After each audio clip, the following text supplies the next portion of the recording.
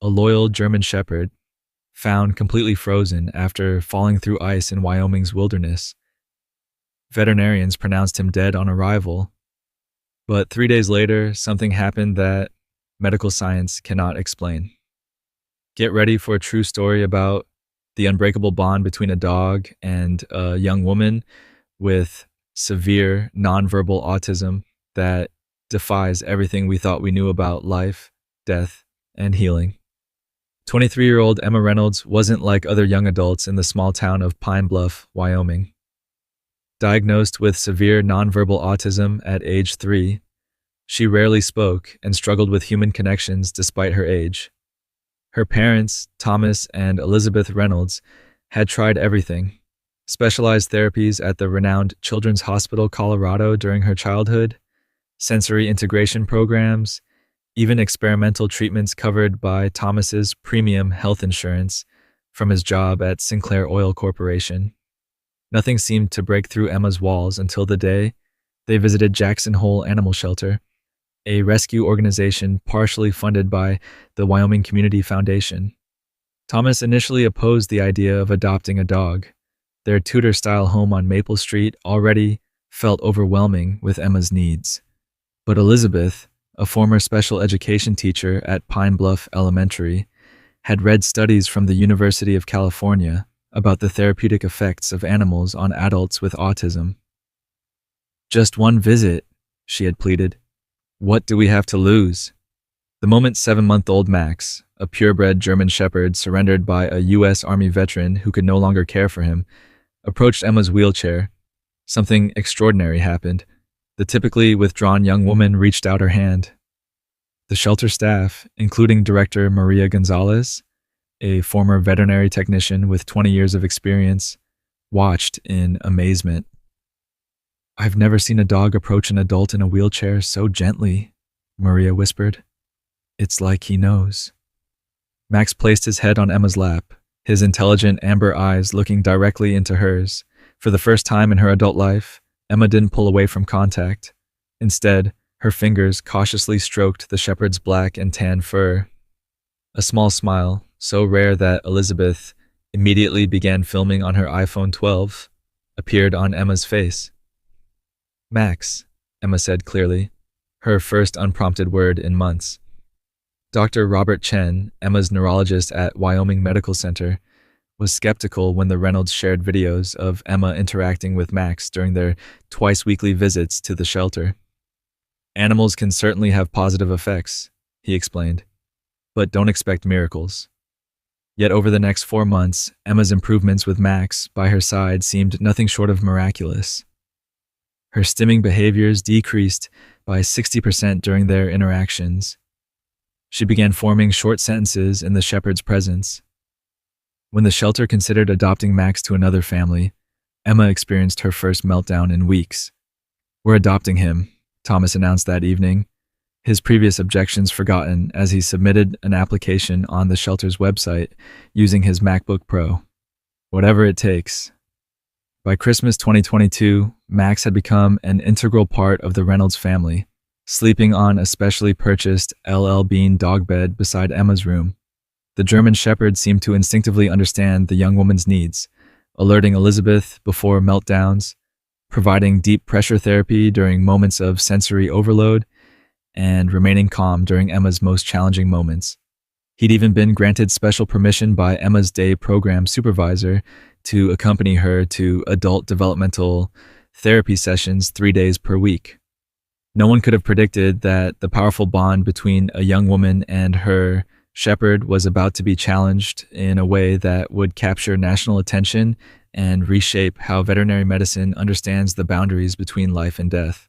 February in Wyoming brought bone-chilling temperatures that plunged to negative 25 degrees Fahrenheit, transforming the Reynolds' large backyard into a winter wonderland. Their property backed up to Elk Creek, now frozen solid under 8 inches of ice, or so everyone thought. Emma had shown remarkable progress through her continued work with Dr. Sarah Wilson, a board-certified behavioral therapist from the Rocky Mountain Center for Autism who specialized in adults with severe autism. Max had been professionally trained by Justin Cooper, an experienced service dog trainer who had worked with military dogs during deployments to Afghanistan. The German Shepherd now wore a custom-made service vest from Ray Allen Manufacturing, with patches identifying him as an autism support animal. That fateful Saturday morning, Thomas was clearing snow from their driveway with a new Ariens snowblower, while Elizabeth prepared Emma's favorite breakfast, Mickey Mouse-shaped gluten-free pancakes with Vermont maple syrup, following the specialized diet recommended by Dr. Wilson. No one noticed Emma opening the back door. Despite the sophisticated Ring security system Thomas had installed, the alert failed to sound when Emma, more mobile now than she'd been in years, wheeled herself onto the snow-covered deck with Max trotting dutifully beside her. What happened next was captured in fragmented images by the family's backyard Nest security camera, Emma's wheelchair moving toward the creek bank, Max walking protectively alongside, a squirrel darting across the frozen surface, Max, still young and occasionally impulsive despite his training, chasing after it. The sickening moment when the ice cracked, plunging the 85-pound shepherd into the frigid water. The camera captured Emma's scream, a heart-wrenching sound that finally alerted her parents. Thomas sprinted across the yard, grabbing a garden rake from their craftsman storage shed. By the time he reached the creek, Max had been struggling in the icy water for nearly 4 minutes, his powerful body weakening with each attempt to climb onto the breaking ice. "Hold on, boy," Thomas shouted, extending the rake toward the struggling dog. Max's front paws scrabbled at the ice edge, breaking it repeatedly as hypothermia rapidly set in. After 3 desperate attempts, Thomas managed to hook Max's service vest with the rake tines. With a strength born of adrenaline, he pulled the shepherd from the deadly water. But the moment Max's soaking body hit the sub-zero air, his wet fur began to freeze instantly. Elizabeth, who had called 911 from her iPhone, was already wrapping Emma in emergency thermal blankets from their Ford Explorer's winter survival kit. The young woman was inconsolable, her progress seemingly erased as she rocked and keened, watching Thomas carry Max's increasingly rigid body toward the house. "He's freezing solid," Thomas shouted, his voice breaking. "Call Dr. Peterson." Dr. James Peterson, owner of Pine Bluff Veterinary Clinic and a graduate of Colorado State University's prestigious veterinary program, was on weekend call. His response was immediate but grim. "Bring him in now, but Thomas, prepare yourselves. Immersion hypothermia in these temperatures." His voice trailed off, professional composure momentarily cracking. He'd treated Max since the Reynolds had adopted him and knew how vital the shepherd was to Emma's progress. By the time Thomas loaded Max's now frozen body into their Explorer, the German shepherd showed no signs of life. His once vibrant form was rigid, eyelashes crusted with ice crystals, his temperature too low to register on standard veterinary thermometers. Emma sat silently beside him during the frantic drive to the clinic, her small hand resting on his frozen fur, her progress visibly regressing with each passing minute. What no one realized as they rushed through Pine Bluff's snow-covered streets was that this tragedy would soon evolve into a case study that would challenge the fundamental understanding of life, death, and the extraordinary resilience of the canine spirit. The atmosphere at Pine Bluff Veterinary Clinic was solemn as Thomas carried Max's frozen body through the doors. The clinic, recently renovated with funding from the Wyoming Veterinary Medical Association, was equipped with state-of-the-art emergency facilities. But even Dr. Peterson, with 20 years of experience treating livestock and companion animals in extreme Wyoming conditions, appeared shaken by Max's condition. "I've seen hypothermia cases, but nothing like this," he murmured, examining the shepherd on the stainless steel treatment table. His fingers moved methodically, searching for any vital signs. The clinic's Cardell veterinary monitor remained flatlined despite multiple attempts at different sensor placements. "I'm so sorry, but he's been gone for some time." Emma, who had refused to remain in the waiting room with Elizabeth, stood silently in the doorway, her eyes fixed on her motionless companion. The behavioral gains of the past 6 months seemed to be unraveling by the minute. her body rocking, fingers flapping in increasingly distressed patterns recognized by her mother. "There must be something," Thomas pleaded. His Harvard business education and executive position at Sinclair Oil meaning nothing in this moment. Special equipment, experimental treatments, whatever it costs. Dr. Peterson hesitated, then made a call that would change everything. Dr. Leila Takahashi, a visiting research veterinarian from the University of California, Davis, was in Wyoming conducting cold weather studies on livestock with innovative rewarming protocols. A graduate of Cornell University's veterinary program with a specialization in hypothermia recovery, she had been collaborating with the U.S. Army's Institute of Surgical Research on adapting military hypothermia treatments for veterinary applications. "It's completely experimental," Dr. Peterson cautioned as he arranged transport to Casper, where Dr. Takahashi had access to specialized equipment at the Wyoming Medical Center's research annex. "But if anyone can help..." Elizabeth attempted to explain to Emma that they needed to say goodbye to Max, but the young woman's response was unexpected and heartbreaking. She simply walked to her wheelchair, sat down, and went completely silent, retreating further than she had been even before Max entered her life. "We're trying," Thomas whispered, kneeling before his daughter. "I promise we're trying everything." The specialized transport arrived within 30 minutes, a mobile veterinary intensive care unit funded by a Wyoming Ranchers Association grant. Max's frozen body was carefully placed in a thermal regulation chamber as Emma watched, motionless and silent. Dr. Takahashi met them at the research facility, her expression serious but not dismissive as she examined Max. Conventional medicine would declare resuscitation impossible after this duration and temperature, she explained, her tone measured. "But my research suggests the extreme cold may have created a state of suspended animation, preserving neural tissue through hypometabolic protection." The specialized rewarming process began immediately using equipment adapted from hypothermia protocols developed for human special operations forces. The process would take days, not hours, with gradual temperature increases to prevent further cellular damage. "You should prepare for the likelihood that even if we restore some biological functions, the Max you knew may not return," Dr. Takahashi cautioned. "Brain damage from oxygen deprivation is typically irreversible." For 4 days, the Reynolds family maintained a vigil at the facility. Thomas took emergency family leave from his executive position. Elizabeth coordinated with Emma's therapy team, who were deeply concerned about her regression. Emma refused to leave the facility, sitting silently in her wheelchair, watching the equipment surrounding Max's gradually thawing body. She stopped speaking entirely, rejecting food unless brought to the waiting room outside Max's treatment area. On the 5th day at 3:17 a.m., the impossible happened. A veterinary technician monitoring Max's vital signs noticed a faint but distinct cardiac rhythm on the advanced monitoring equipment. Within an hour, the shepherd's core temperature had risen enough to sustain a weak but steady heartbeat of 38 beats per minute. By dawn, Dr. Takahashi confirmed what defied all conventional veterinary understanding.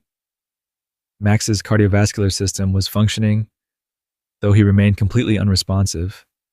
His brain activity, measured by specialized equipment borrowed from the University of Wyoming's neuroscience department, showed minimal function, primarily in the brainstem regions controlling basic life support. On day 7 of Max's impossible journey back from death, Emma broke her silence. Having barely eaten or spoken since the accident, she suddenly stood from her wheelchair beside Max's treatment table and placed her hand on the shepherd's still head. "Max knows I'm here," she said clearly, the first complete sentence she had spoken in days. Dr. Takahashi, who had been consulting with a neurology specialist from Johns Hopkins University via teleconference on a wall-mounted Microsoft Surface hub, turned in surprise. The medical team had been discussing Max's latest brain scans which showed puzzling patterns of activity increasing in the limbic system, the emotional center of the canine brain. "Emma, honey," Elizabeth began gently. "Max is still very sick. He can't." "His dreams are about me," Emma interrupted, a complex observation that stunned both her parents and the medical team. The young woman who struggled with verbal expression and abstract concepts was suddenly speaking with unusual clarity. "He's trying to come back." Dr. Samuel Richardson, the Johns Hopkins neurologist, leaned forward on the video screen. "Ask her what she means," he requested, his professional curiosity piqued by this unexpected development. Before anyone could question Emma further, monitoring equipment began registering significant changes. Max's brain activity suddenly spiked across multiple regions, particularly in the hippocampus and amygdala, areas associated with memory and emotional response in canines. His respiration, which had been mechanically supported, showed signs of autonomous function. "This is extraordinary," Dr. Takahashi murmured, watching the readouts from state-of-the-art Medtronic neural monitoring equipment. "It's almost as if—" Emma completed her thought. "He heard me." The room fell silent as Max's right front paw twitched, the first voluntary movement since the accident. The movement was slight but unmistakable, captured clearly on the clinic's documentation cameras. More remarkable was the timing, occurring precisely as Emma spoke. Over the next 12 hours, Max's awakening progressed with a rapidity that defied medical explanation. His eyes opened by late afternoon. By evening, he was attempting to lift his head. Each advancement in his condition seemed to coincide with Emma sitting beside him, speaking in the direct, simplified manner characteristic of her condition. "The timing cannot be coincidental," Dr. Richardson noted during the evening consultation. "We're potentially observing a neurological connection that science has barely begun to document." What puzzled the medical team most wasn't just Max's survival, which already defied conventional understanding, but the pattern of his neural recovery. The shepherd's brain was essentially rewiring itself, bypassing damaged areas to restore function through alternative pathways.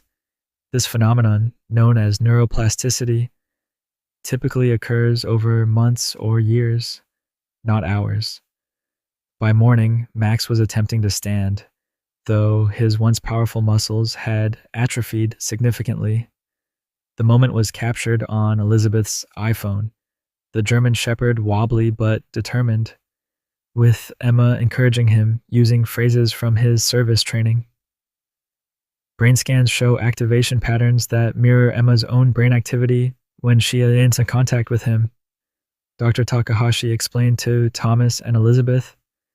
"It's as if their neural networks are somehow synchronizing." News of Max's awakening spread rapidly beyond medical circles. The Associated Press story was picked up by major networks, with CNN sending a crew to document the remarkable recovery. The phrase "miracle dog" began trending across social media platforms, with the initial video of Max's first steps receiving over 12 million views on YouTube within 48 hours. Dr. Takahashi and her colleagues prepared a preliminary paper for the Journal of Veterinary Medicine, documenting what they carefully termed anomalous recovery patterns following extreme hypothermia. Behind closed doors, however, the medical team discussed more radical theories about the apparent connection between Emma and Max.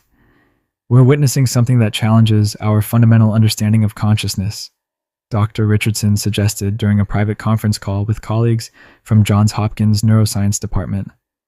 "The bond between this young woman and this dog may have created a pathway we've never before documented." What no one could anticipate as Max continued his remarkable recovery was that the most extraordinary development was yet to emerge, one that would transform not only Emma's life, but our understanding of the healing connection between humans and animals. 10 days after his impossible revival, Max was cleared to return home with the Reynolds family. His physical recovery, while still incomplete, had progressed beyond all medical expectations. The German Shepherd required a specialized physical therapy regimen developed by the University of Tennessee's Veterinary Rehabilitation Center, but he could now walk unassisted for short distances and had regained most of his basic functions. Medically speaking, this is unprecedented, Dr. Takahashi told reporters from the New York Times who had traveled to Wyoming to document the story. We're reevaluating core assumptions about cellular resilience in extreme conditions. Emma's own transformation was equally remarkable. From the moment of Max's first responsive movements, her regression had reversed dramatically. Not only had she returned to her previous level of function, but her therapists at the Rocky Mountain Center for Autism noted significant new developments in her communication abilities. It's as if a door has opened, Dr. Wilson explained to Elizabeth during a telehealth consultation on their first day home. Emma is expressing complex thoughts and emotions that were previously inaccessible to her. The first truly extraordinary moment occurred 3 days after returning to their Pine Bluff home. Elizabeth was preparing dinner, organic chicken, prepared according to Emma's sensory-friendly diet, when she heard unusual sounds from the living room. Peering around the doorway, she saw Emma and Max sitting together on the specialized sensory-friendly rug from Koala Comfort Furnishings. Emma was reading aloud from her favorite book, The Wild Robot, by Peter Brown, something she had never been able to do fluently before. More astonishing was Max's behavior. The shepherd sat attentively, his eyes focused on Emma, tilting his head at precisely the emotional moments in the story. When Emma struggled with a difficult word, Max would nudge her hand gently, after which she would pause, concentrate, and correctly pronounce it. "Thomas," Elizabeth whispered, gesturing for her husband to witness the scene without disturbing it. "Are you seeing this?" The pattern continued to evolve over the following weeks. Emma's occupational therapist at her adult day program, Jennifer Martinez, reported remarkable progress in cognitive functions and social interaction. Emma completed a computer programming task at nearly the level of her neurotypical peers, she explained during their monthly progress meeting. This is a young woman who was struggling with basic data entry 3 months ago. Even more striking was the apparent communication between Emma and Max. The shepherd seemed to understand complex verbal and nonverbal cues that went far beyond his previous service dog training.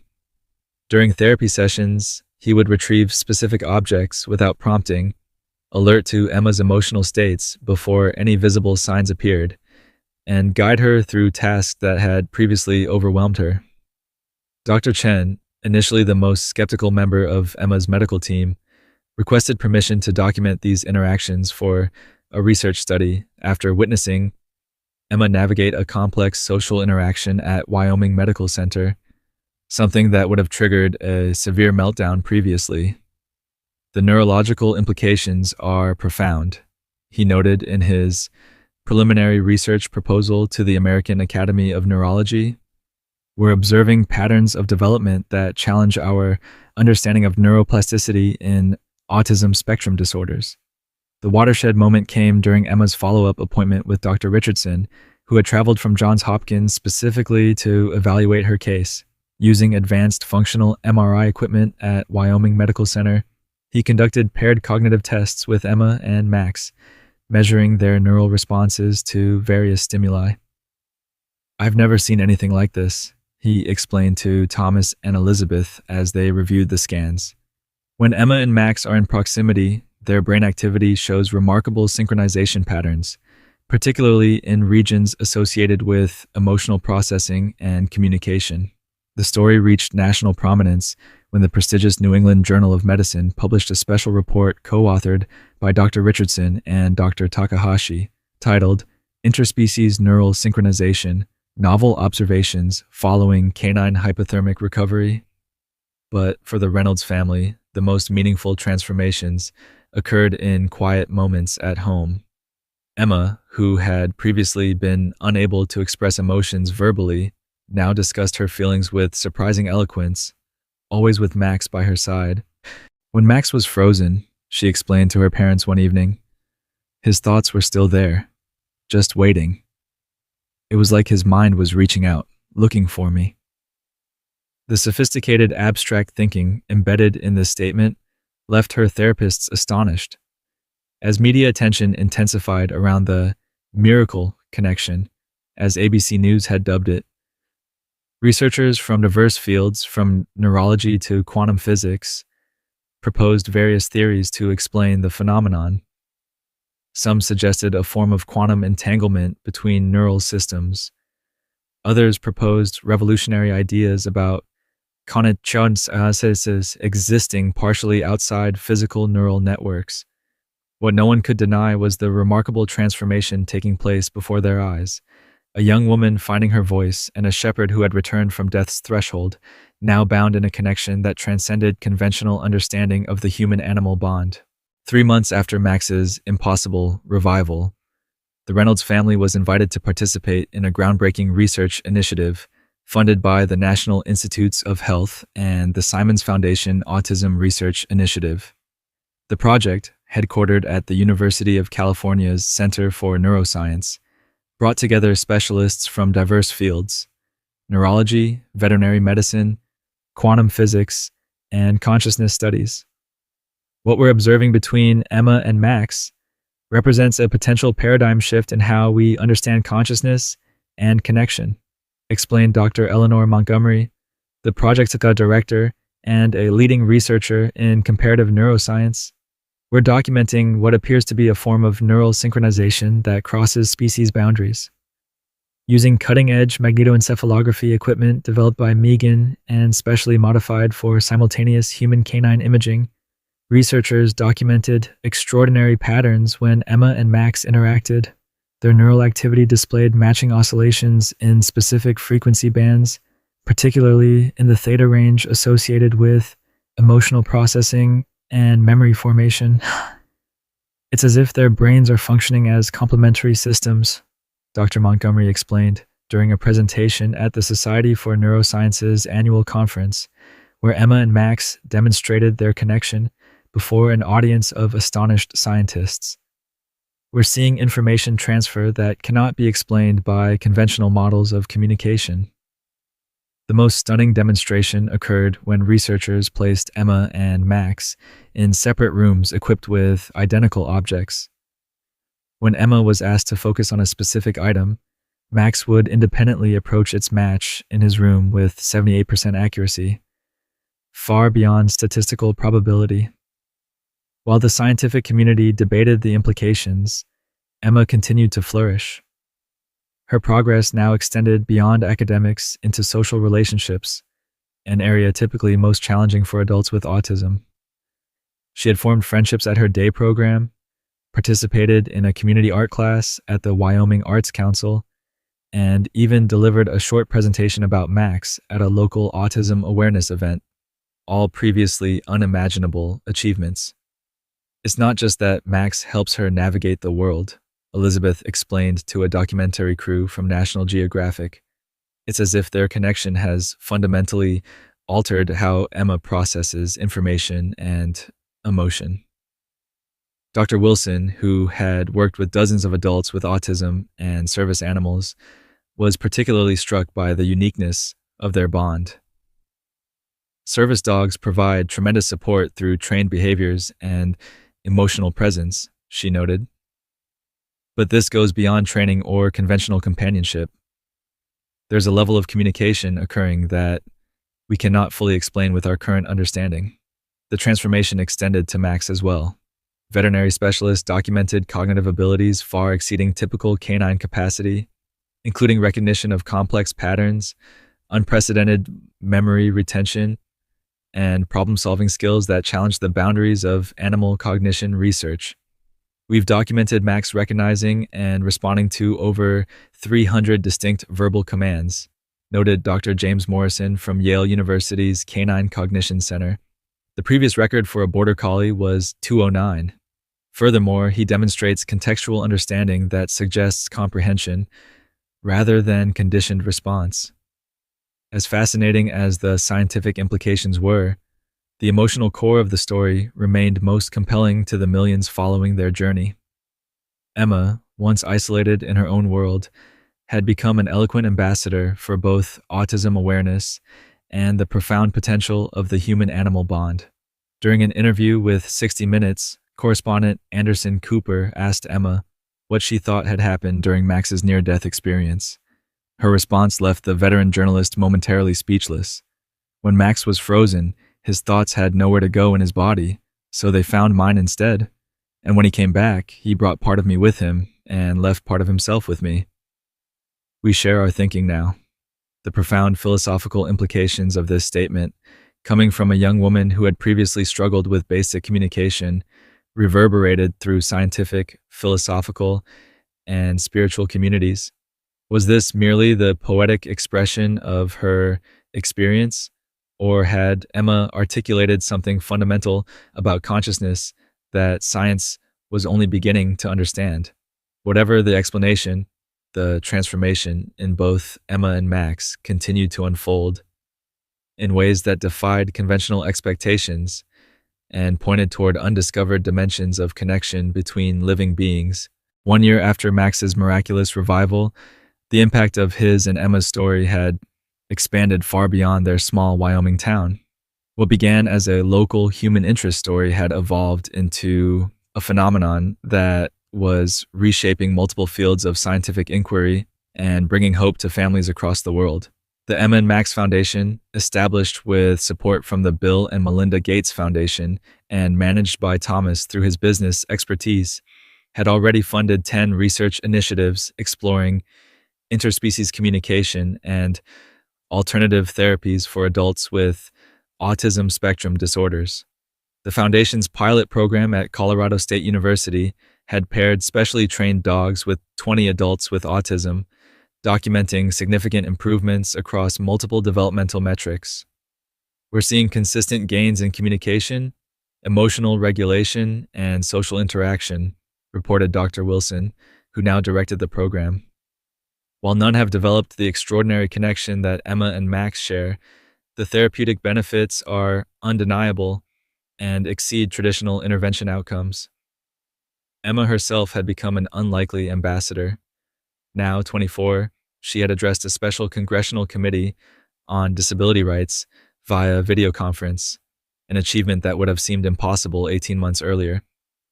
With Max always by her side, she spoke with remarkable clarity about her experience and the potential for similar connections to help others.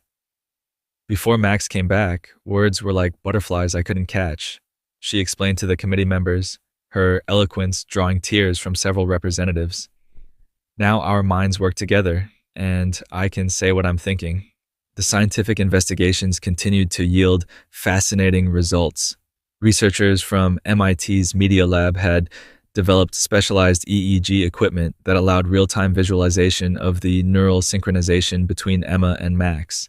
The resulting data had inspired new approaches to understanding consciousness as potentially less confined to individual brains than previously believed.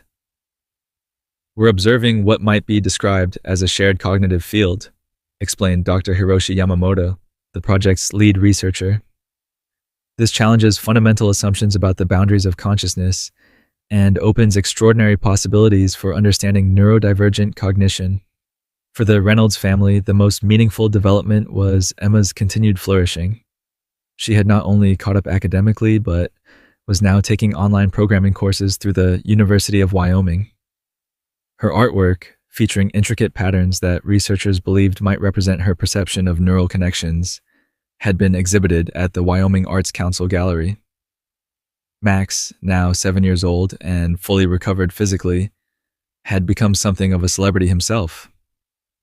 The German Shepherd's cognitive abilities continued to astonish researchers, with his problem-solving skills now documented at levels previously observed only in great apes and dolphins.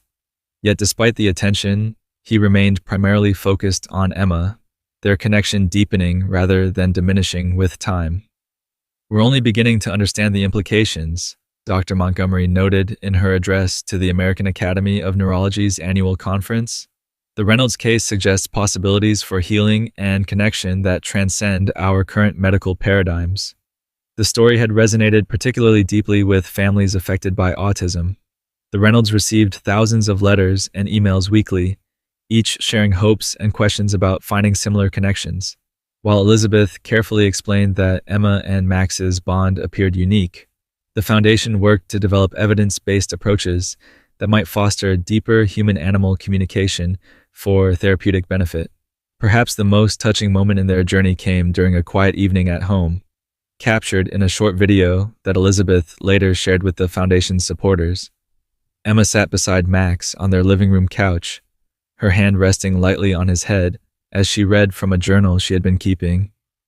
"Before Max, I was alone in here," she explained, pointing to her head. "The world was too bright, too loud, too everything. But now it's like Max helps carry some of that for me and shows me how to understand it better."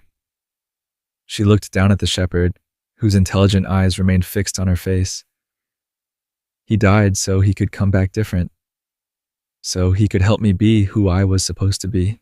The simplicity and depth of this observation, coming from a young woman whose condition had once severely limited her expression, exemplified why their story had captured hearts worldwide.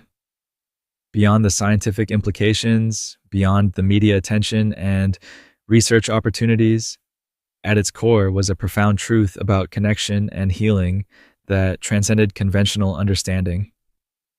"We don't know where this journey leads," Thomas reflected during the Foundation's first annual conference. "But we do know that what happened between Emma and Max has opened doors we didn't know existed, doors to new possibilities for connection, communication, and understanding across differences that once seemed insurmountable." As the scientific community continued exploring the extraordinary bond between a young woman and her German shepherd, thousands of families found inspiration in their story. A reminder that healing sometimes comes in forms we cannot predict, and through connections that defy explanation. For Emma and Max, each day brought new discoveries as they navigated the world together. Two beings whose lives had been transformed through a bond that began in tragedy, transcended death itself, and blossomed into something that continued to change not only their lives, but our understanding of what connection truly means. If this story touched your heart, hit that subscribe button now, smash the like button, and turn on notifications. Share with someone who needs inspiration today. Help us continue bringing these amazing true stories to you. Remember, miracles happen when we refuse to give up.